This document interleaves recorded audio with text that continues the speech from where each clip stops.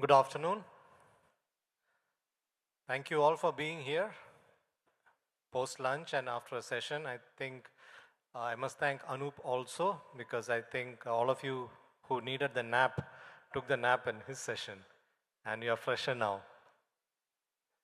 Hopefully. Many of you who attended the last TiEcon should know probably what Project Diya is. For those who did not attend the last TiEcon, Diya is a project by TI Kerala focusing on 5 core areas that we believe will help change and transform Kerala to what it should be in the next few years. Transforming Kerala Vision 2030.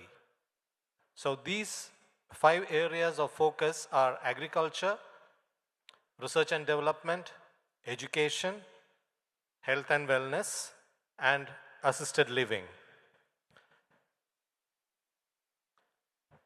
Because of these areas that we are focusing on, I would like to introduce my panelists. The first panelist is Mr. Justin Vijay Jesudas, COO, TTK Center for Rehabilitation Research and Device Development, R2D2, a favorite character from Star Wars, from IIT-Madras. Now, Justin is the COO at TTK Center, but more importantly, Justin with 12 years of experience has excelled in areas where we can never even imagine. As an international para swimmer and national rifle shooting champion, earning more than 20 gold medals and top rankings at the Para Asian Games and the IPC World Swimming Championships. I believe he deserves an amazingly big hand for being here, being part of this panel and honoring us. Thank you, Justin. He's come all the way from Chennai just to be here today on this panel. Our next panel member is renowned Professor S. Venkataraman, Associate Dean of IIMK. He is a renowned expert in strategic management and sustainability, a PhD graduate in strategic management from IIM Calcutta and BE in mechanical engineering from NIT Trichy. He has several decades of experience and as a senior director of CRISIL and founding CEO of CariCris, the world's first regional credit rating agency in the Caribbean. But what brings Professor Venkataraman here is to do with agriculture. Professor Venkataraman just submitted the Kerala's new plantation policy to the government about 30 days back, and that gives him a spot to be on the panel here. Welcome, Professor Venkataraman. Our next panel member is Dr. Praveen, KS, CEO, Bio360 Life Science Park. Now, how many of you have heard about this Bio360 Science Park, Life Science Park? Raise your hands, please. 2 hands, 3, and that's it. And that's exactly why Dr. Praveen is here. He's going to tell you what this Life Science Park is, and I had the privilege of visiting this Life Science Park about a few weeks back in Trivandrum, and I was blown away, to be honest. A world-class facility, a world-class park with world-class companies operating right under our nose, and none of us know about it. That has to change. That narrative has to change. Thank you, Dr. Praveen, for being here. Last but not the least is Gautam Shankar, Vice President, India and Japan for Averna, India. 2 decades of experience in operations, business development, product management. He's done a lot of things, but I'm going to invite him, and he has been invited as a panel member for his expertise in engineering, semiconductor, capital equipment, industrial IoT, and computer vision. Let's hear for Gautam.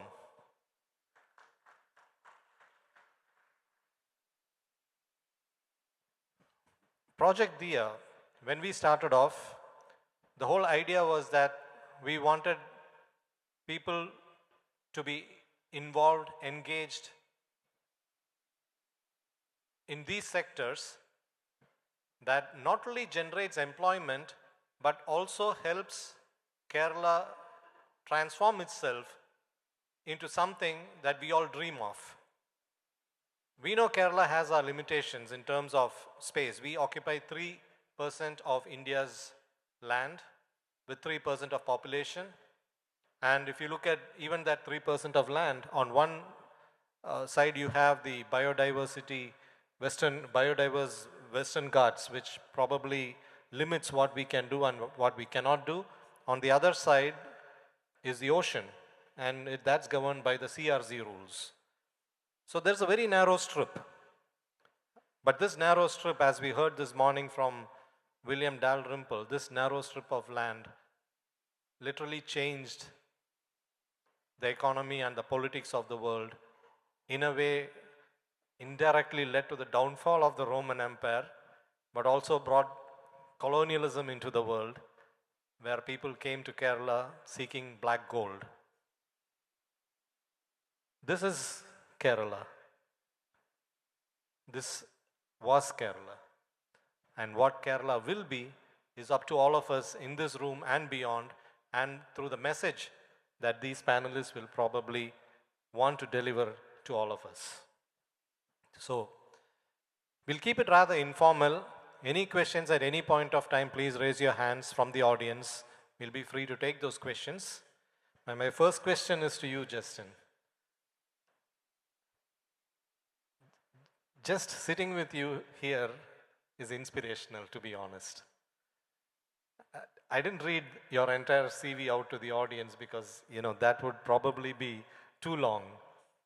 But in the journey that you have taken over the last many years, and that has brought you here, what has been those life-changing moments, and what is it that you took from those life-changing moments to transform your journey, which will help us understand how we need to transform us to be where we could realize our potential to the best?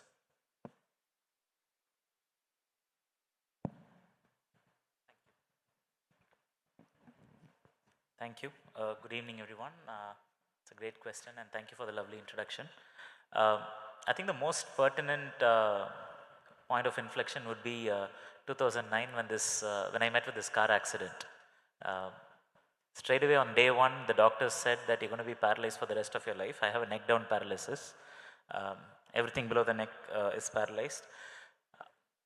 So when something like that happens, and I was 29 at that point, it's life before accident and life after accident. One thing I can assure, and all of you can take this as I say this, my life has been more rewarding and adventurous and more meaningful in the last 15 years than the first 29 years. And I'll tell you why.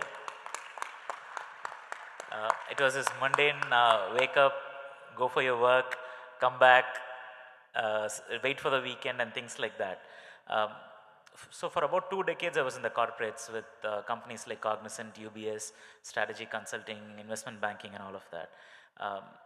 Sometime 4 years back, I decided, okay, I'm going to pause corporate life and I'm going to spend time in social innovation and disability innovation so that I can do something very meaningful in the area that needs more attention. So when this accident happened in 2009, for the first 2-3 years, obviously didn't know what to do, where to start, what is the kind of things that are possible. A lot of uncertainty was there. First point of realization was after 2.5 years. Okay, this is how my life is going to be in the next how many ever years I'm going to live. So let's make the best out of it. And 2 startling revelations happen at that point. One is, why am I still focusing on things that I can't control? Something like a paralysis that you have neck downwards, you can't move your lower body, but the shoulders were fine, biceps were fine, triceps were compromised, wrist was compromised.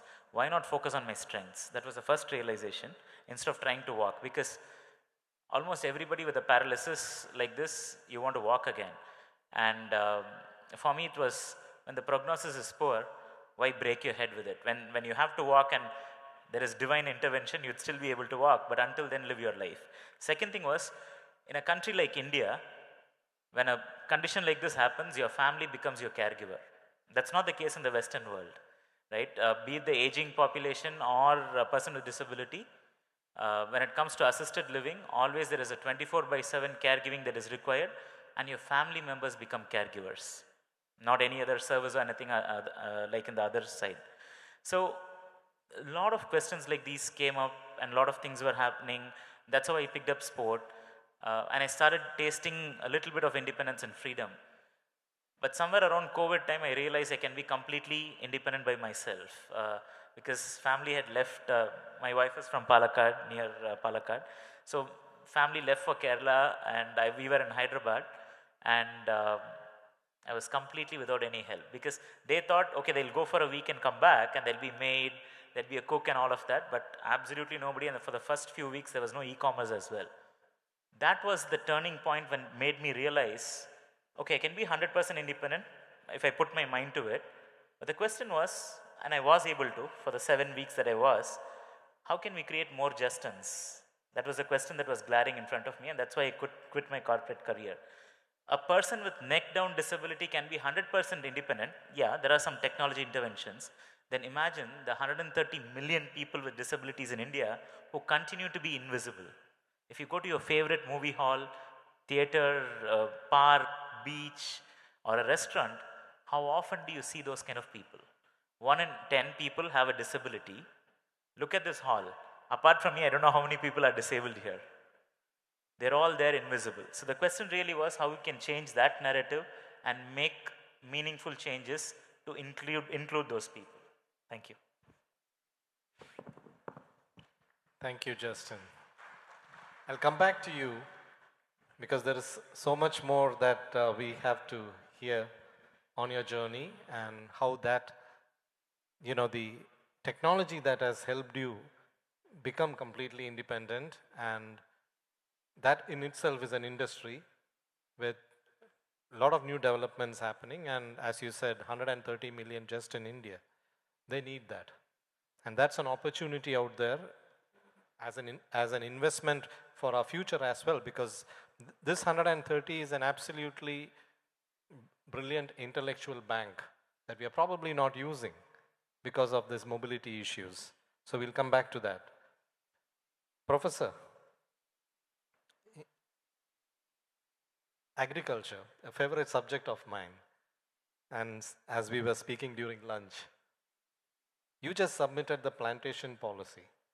Now, this is something that has been a bane of Kerala for the last 50 years, if I dare say. You have the wetland policy, you have the plantation policy, with 3% of land, out of which 1.50% or 1.5% of the land of India is unusable, with just 1.5%, with the highest density of population of the country in Kerala, and we tell our farmers, you cannot cultivate anything other than what I tell you to cultivate. How just, how fair, or how unfair is that? And how can we change that? Thank you, Dr. Geemon, and first of all, thanks to TiE and the Diya idea for having me here. And like you rightly said, given the introduction that you gave, I would like to clarify a couple of things.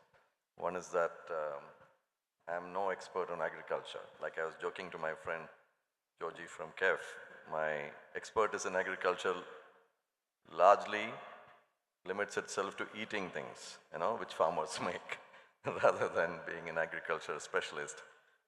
Having said that, the other two things that I would like to say is that this is a study done by IIM Kozhikode. I was not the only one, and I had my colleague Professor Ashutosh, and on a study that was entrusted to us by the government of Kerala. And what you rightly said about the kind of distress the plantations have had in the last 10 years, going from something like, what would have been the better side of 20,000 crores to something less than, 13, 14,000 crores. Such a drop almost by 50% is, and something that has been the identity of Kerala to a large extent has been nothing short of traumatic for that sector. And it applies to so many constituents and stakeholders around it. So I think, and there have been studies and there have been studies. So in that sense, the fact that the current government, particularly I think led by the industries department, led by Minister Rajiv, who found it fit to really go into the depths of it, I think merits note. The key issue there, what you said, how fair is it? It doesn't look fair at all. Because finally, plantations are a business. And any business needs a couple of things. One is that it needs to be able to de-risk itself. It needs to be able to have the span of control.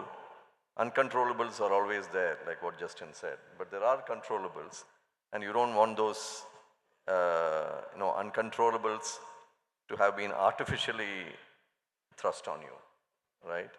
It's not a control imposed by the forces of nature or something. And that is something that needed to be addressed, or at least sow the seeds for what could be done on that. The second aspect is, I think the context of business changes over time.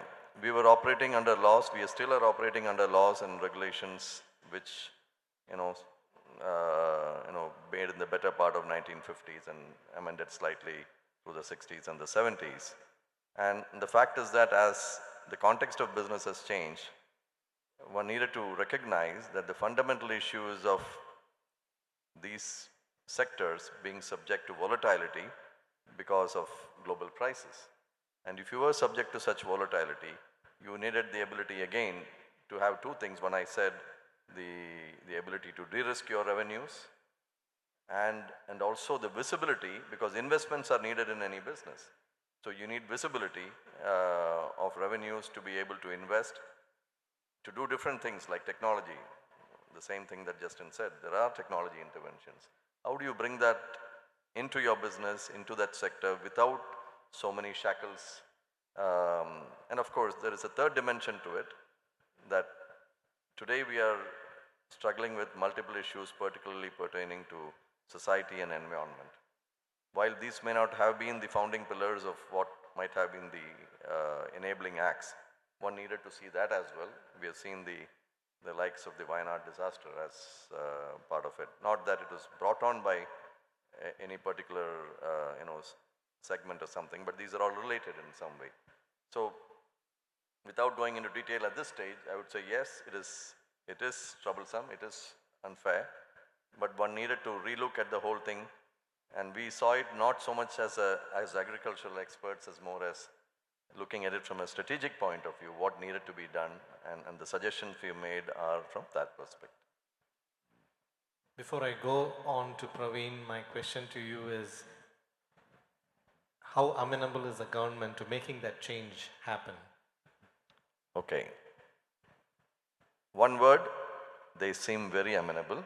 Just last week, they had called a meeting of all the stakeholders, and the way in which they appear, no set of recommendations will satisfy everybody under the sun. But I think we have made those recommendations after fairly deep consultations on the interim recommendations of the government. And from where we stand and how they have approached it, we can see that they have looked at it from a very open and holistic perspective, and the will seems to be there.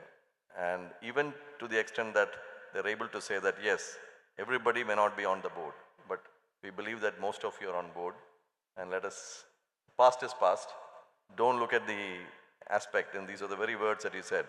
And if you look at questioning the implementation, and Minister Rajiv was saying, but look at least we have come this far, we want to take it forward, but we need your consensus to take it forward. So they seem very serious about it, and we are hoping, if not in the next year or two, at least in my lifetime, we'll see this.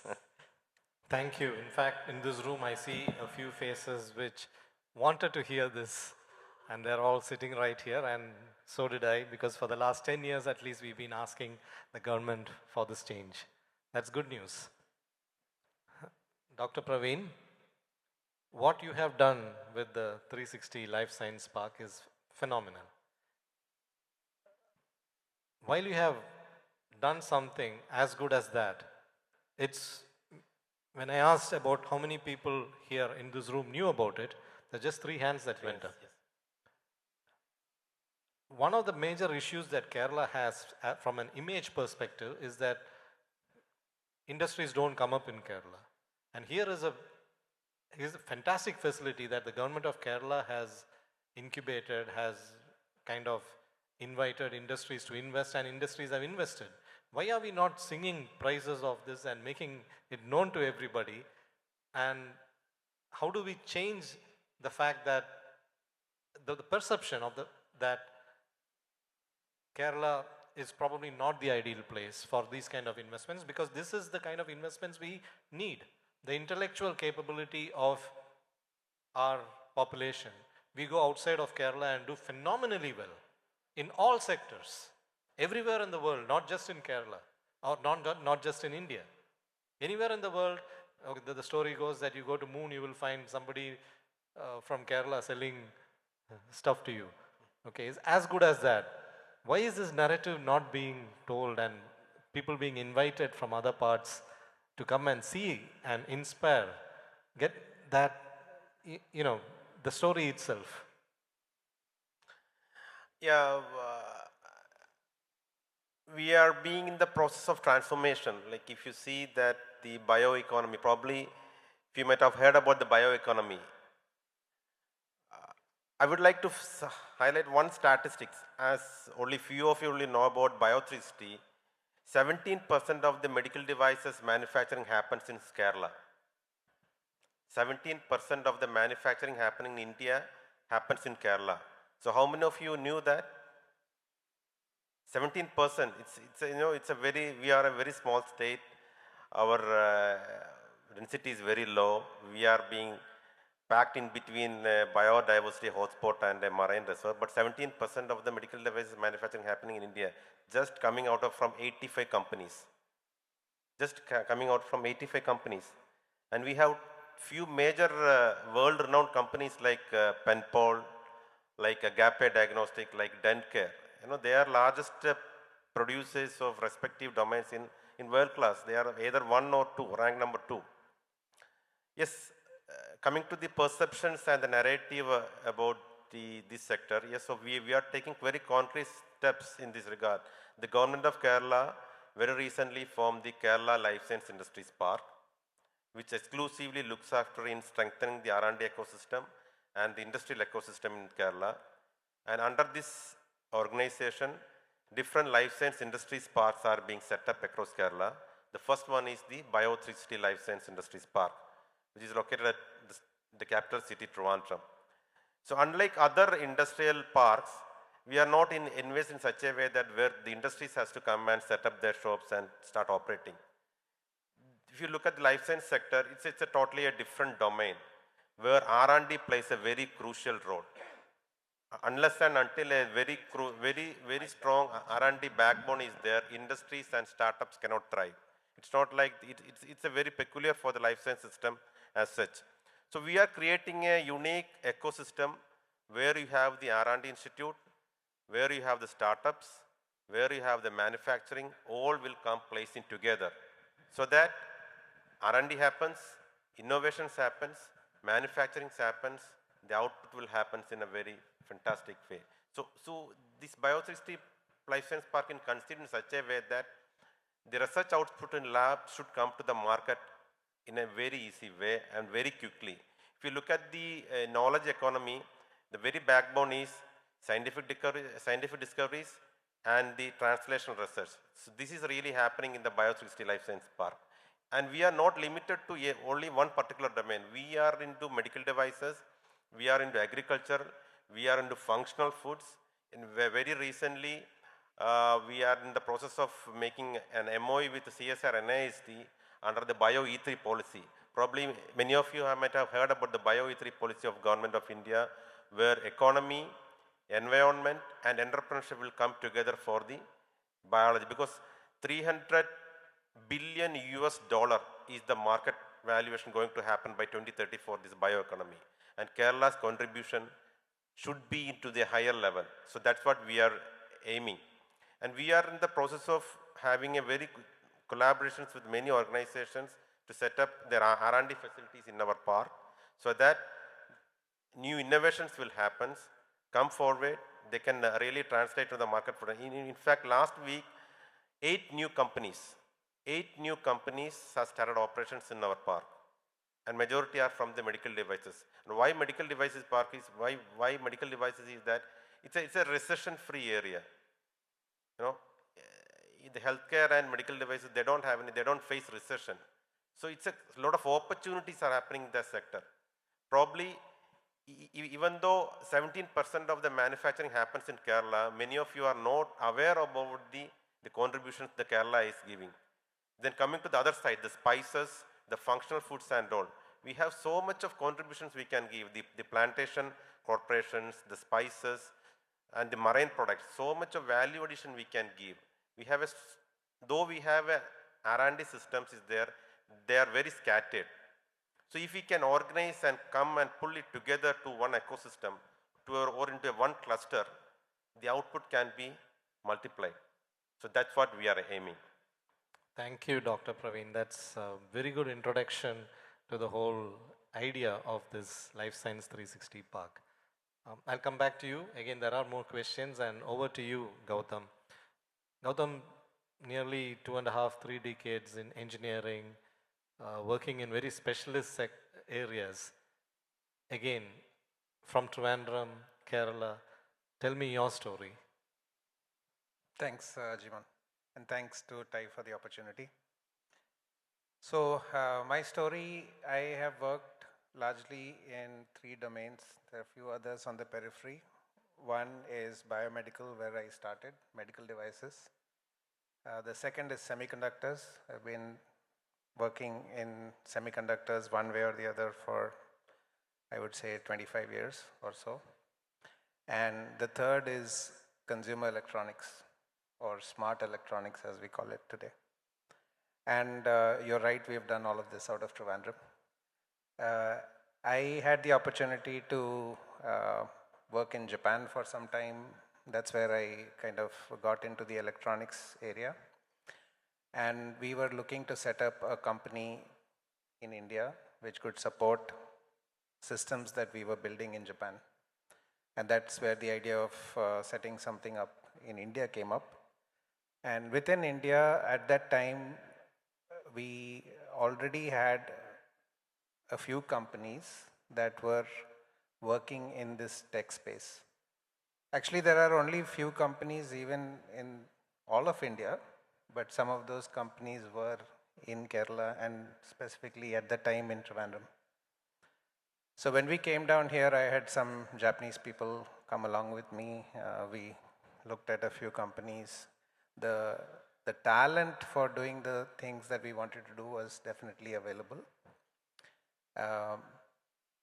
The energy and the enthusiasm and of the talent pool was quite commendable, and these people were quite blown away with that. So we started small at the time, and we have continued to work in that domain or related domains for almost 20 years now. We started in 2005. I think today the semiconductor space is getting some news, right? And it is very, very relevant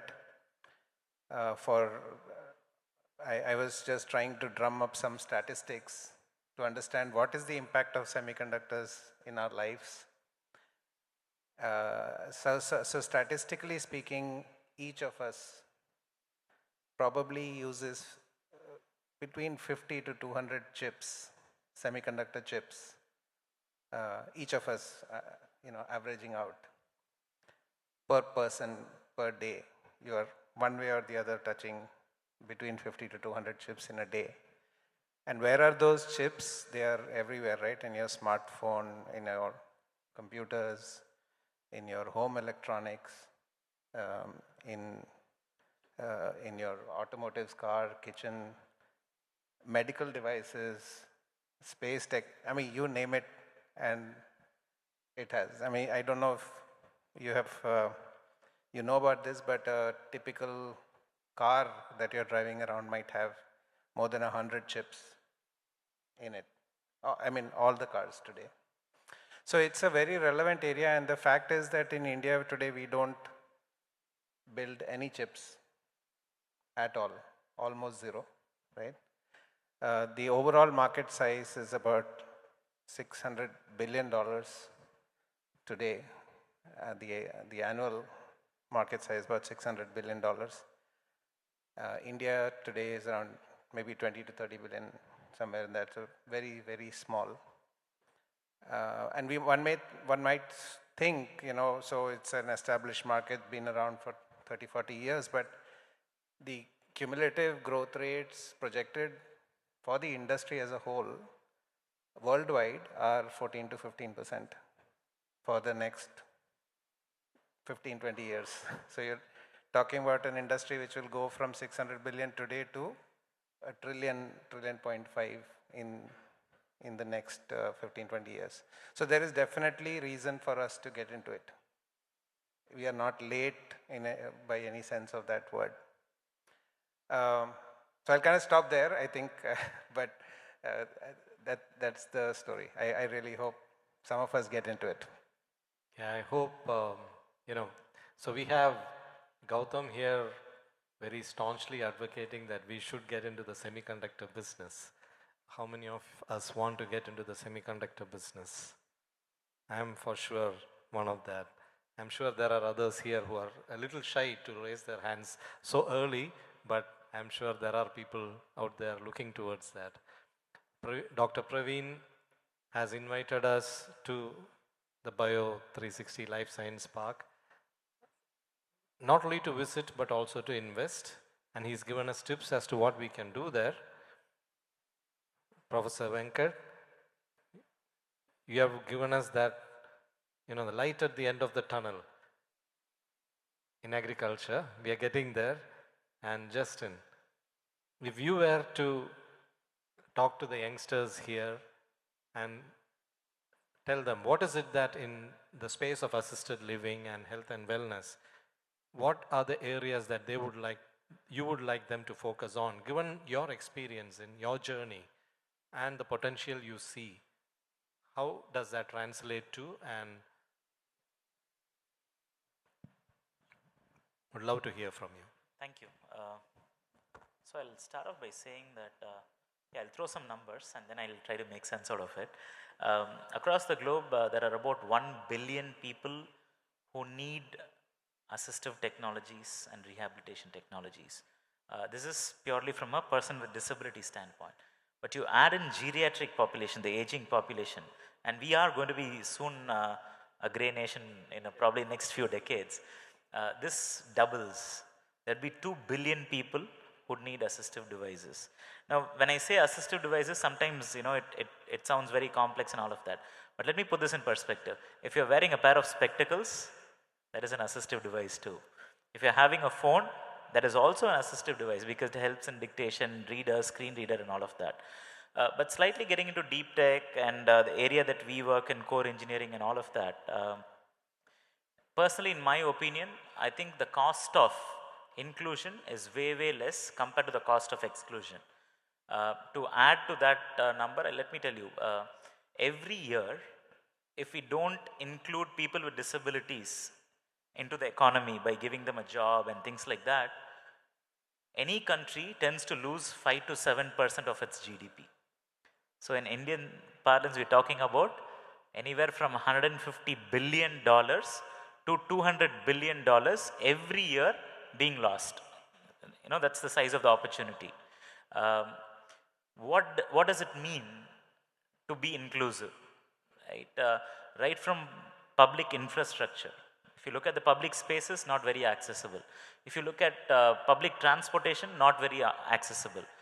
Um, Even one-to-one technology. So usually, public spaces and public transportation, it's one-to-many technology.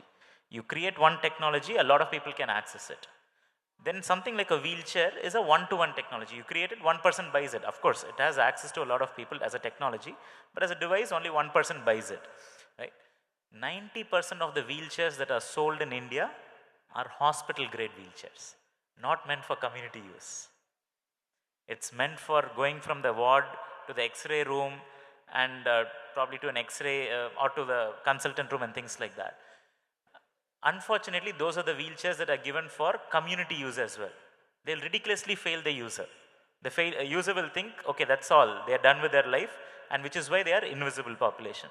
Similarly, even for an artificial limb, like a prosthetic knee or something, the rejection rate is very high, right? Any prosthetic that is given to a person with an amputation, 60% of them are rejected, primarily because in India, a majority of these prosthetic knee that you see are hinge joint, one joint. So the person will hike their hip and walk. You would have seen people with amputation raising their hip, hiking it and walking it. That's not the case in Western countries. They have polycentric knee, multiple axes of rotation, not very expensive and all. It's just that nobody makes the technology. And it's near natural gait pattern, right? So in my opinion, there's a huge opportunity area in assistive technologies. We have a significant population that needs it, and I think this is the best time to invest in assistive technology. Why? Because a lot of countries, developing countries, are in pressure because WHO and UN are pushing for it. I also see in our own country, ICMR has taken the initiative to develop the assistive technology landscape. It's only a matter of time, India being a growing economy, it's only a matter of time where insurance will start paying for it, or government agencies in a large scale will start paying for it. And suddenly, if that happens like in the Western world, in Western Europe and US and North America, we are staring at the world's biggest assistive technology market in a single stroke. When insurance pays for it, we will not have the technology, which is why at IIT-Madras what we are doing is, we are starting to create cutting edge technologies. There is a huge gap. On one end you have imported devices from the Western Hemisphere. On the other end, you have cheap imports from China and some of the other countries that come to India and miserably fail because it's not something where you have after-sale service. It comes to surgical shops and they are sold to us. So we are trying to bridge this gap. You may have seen on social media the standing wheelchair or a wheelchair that converts into a roadworthy scooter. Those are some of the technologies that we've already developed, and the low-hanging fruits were already out and we are commercialized. But we're also now looking at smart devices, using semiconductors, chips and all of that. How can we develop, for the global population? I think what we're trying to do at assistive technology space in India is not just for India. Now I think we are capable for designing for the world and manufacturing for the world as well. Amazing. So R2D2 can help into getting this technology into mainstream. Absolutely, yes. So let me just, when you put it that way, we operate in a model called grid model. G stands for grants. We receive grants either from the government or from CSRs. R stands for research. We do it either independently or in collaboration with somebody like CMC Vellore, IIT Delhi, University College London, doesn't matter, depending on the problem statement. I stands for industry partner. This is what differentiates our lab from a lot of other academic labs. Because predominantly academic labs, they make it as an academic project, and when the student graduates, the project stops there. What we've done is, we onboard an industry partner in the design journey. While the problem statement and the designs or conceptualization happens, we need to have an industry partner so that they can take it to the market and mass manufacture. And D stands for dissemination, because in a country like ours, awareness creation is very important. This is the grid model. So typically, if you are an assistive technology company or you want to start an assistive technology startup, we offset the R&D cost completely. We take care of the R&D cost completely. The design is ready. Now it's almost ready for manufacturing. You do a technology transfer and you can take it to the market. Fantastic. That's a story worth listening to any startup investors here and promoters here who can, the market potential out there is immense and there is technology that is available, and surely I'm I hope your vision to make it mainstream also happens quickly enough. Professor, if I may actually ask, if you were to summarize quickly, what are the 2 or 3 main recommendations you have made on the policy? I think it is still kind of fresh off the oven, so it's good to talk about it. So one of the biggest issues that most of the plantations have been facing, especially anyone with more than 15 acres who come under the Plantation Act, is that they're pretty much stuck to one crop, right, in a particular area. And there were allowances brought in later on, which allowed 5% diversification. But this is a complex issue in the sense that this is not just about what you can grow or how much you can grow. It also brought in bureaucratic hurdles because there is no clear demarcation of where the 95% ends and 5%. So it opened up the whole leeway of anybody coming from Tahsildar and below right up to the Panchayat person to come and interfere. And that was creating a lot of operational headaches to the extent that the plantations were not wanting to invest further because they don't know. There was a Rajamanikam commission in between, and that created further problems. Lands were taken away, almost arbitrarily. So these are all complex, connected issues. And first, and balance it with on the other side, that Kerala, and this is something that we learned when we went to Kanjarapalli, and homegrown was an amazing enterprise there. They said that Kerala has, among all of the conducive land in India, which is good for tropical fruit growing, exotic tropical fruits, we have more than 50 to 60% of it, but hardly much, anything of it really utilized. When you're talking about fruits like rambutan or even dragon fruit and many other things, but tropical fruits in general. So keeping this in mind, one of the probably most important recommendations that we've made, which seems to have been taken on board, sincerely, is that remove the aspect of saying these are the only plantation crops to be done, right? Allow full freedom, 100% flexibility for the plantation owner or the farmer to grow whatever they want, so that there is no frequent we are looking at it like a 30, 50 year at least roadmap, if not more. So tomorrow rambutan may not be in fashion, may not be in demand. Again, will you bring in another thing? That is something that we felt was retrograde. So we have recommended 100% freedom and flexibility in growing whichever crop you want, with a couple of caveats. One, this is to balance the environmental side. One is that minimum life of 10 years, which by fair amount of research shows that it allows significant carbon sequestration. Now there could be some crops which give 8 years and so on, but we've kept a cutoff of that. The scientists can come into it, and there can be, and this is the principle behind the diversification. It's not only fruit crops, but there is also another angle that hardwood, timber, agroforestry is hardly allowed today, right? And there is a laws around senior age which is charged and so on. So along with fruit crops, one can also include agroforestry, which can save so much of timber trade. We talked about chips, Gautam, but if you talk about the hardwood timber trade, across the world, it's half the size of semiconductor.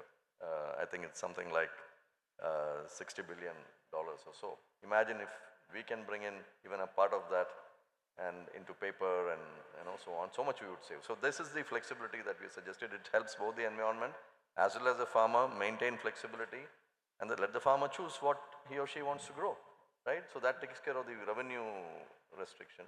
Second is about, that connected aspect brings in the regulatory aspects being made more flexible in that. Automatically, most of that gets addressed.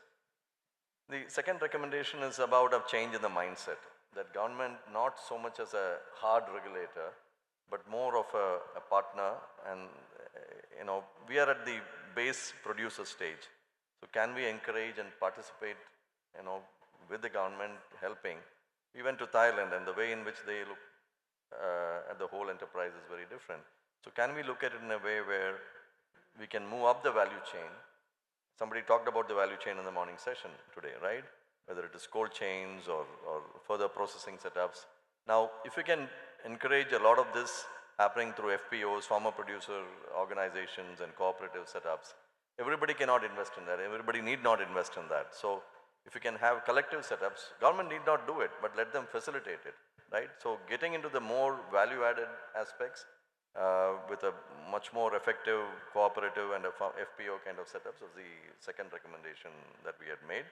And among the other recommendations was also about ensuring that these aspects through I mean that's part of it, but the legalities of this, because this go through you said how ready are they and how fast it will happen. Well, there are legalities around it, but I think if the government and the stakeholders put their mind to it, it will happen pretty fast. But these two will take care of the revenue issue, it will take care of the environmental issue. Of course, we have suggested also some things about ensuring that with this kind of flexibility, plantations need to remain plantations. It should not get fragmented down the line. So separating this essence of ownership and the revenue generation out of it. So long as plantations can remain plantations, it continues, And if somebody is not able to, because ease of exit out of business is also equally important. So that is the third recommendation that we have made. There are many other smaller, but I would pick out these three to begin with. Thank you, Professor. So fundamentally open up the plantation to any crop as long as it is environmentally conducive. Yes. Government's role as a facilitator. Yes. And make it easy to do this.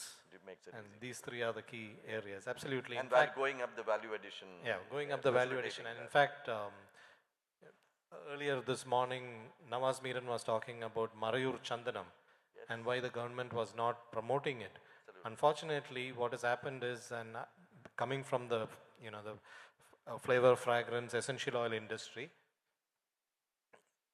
we have, only last month I was in Thailand, in Bangkok, and I visited a plantation of 1,500 acres of sandalwood.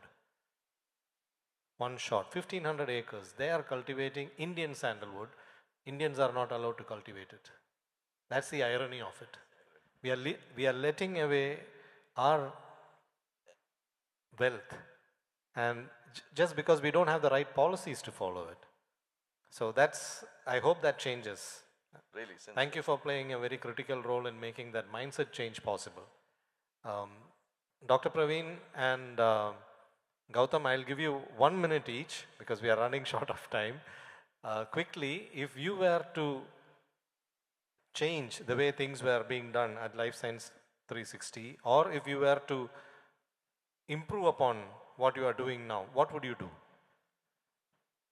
So we have one center name. In fact, I would like to add one more point what Justin was saying.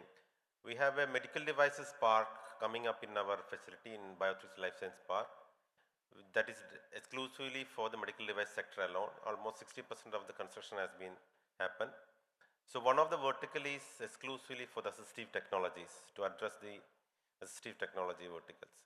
So in that center, we have a novel concept known as DNA, where develop, network, and accelerate. So where you can come in with your concept, we will be providing the designing, prototyping facility so that you can develop. We will be providing with the platform with the industrialists or the manufacturer, where you can directly access with the market people, understand the market requirements, then accelerate your production. So it's that concept, it's a novel concept what Bio360 Life Science Park is offering. So develop, network, and accelerate. So normally what R&D institutes do is that they will go into the literature survey and review, understand, they will much more in the deeper science.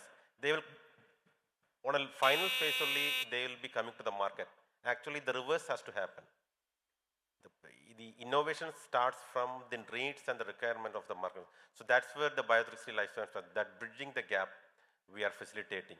And in fact, I would like to add one more, so much of untapped potential we are not being utilized. We are into many imports from China and very recently from Indonesia as well, as Geemon, Dr. Geemon has told, Marayur sandalwood cultivation. because we are not utilizing our potential to the full extent. We are totally depending upon the imports where we can do a very good contribution. So that gap needs to be addressed, and for that only we are striving to achieve. That's what Bio3 Life Science Park is looking into. Excellent. Thank you, Dr. Praveen. The question to you, Gautam, is that if I wanted to start something in semiconductor, how should I go about it? Your time starts now. You have 60 seconds. Thanks, Jeevan. So semiconductors has an upstream and a downstream. So it starts with materials. There is infrastructure, logistics. Then there is the actual chip that is getting built. Then it is going into electronic devices and so on. So there is a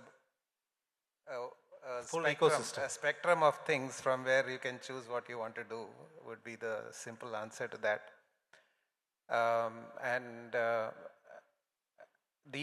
There are parts which we are already doing, especially design of chips is where India is already pretty advanced. I mean, we provide a good part of the world population of chip designers, but we don't manufacture anything, which is where the opportunity lies, and I think we should really get into it.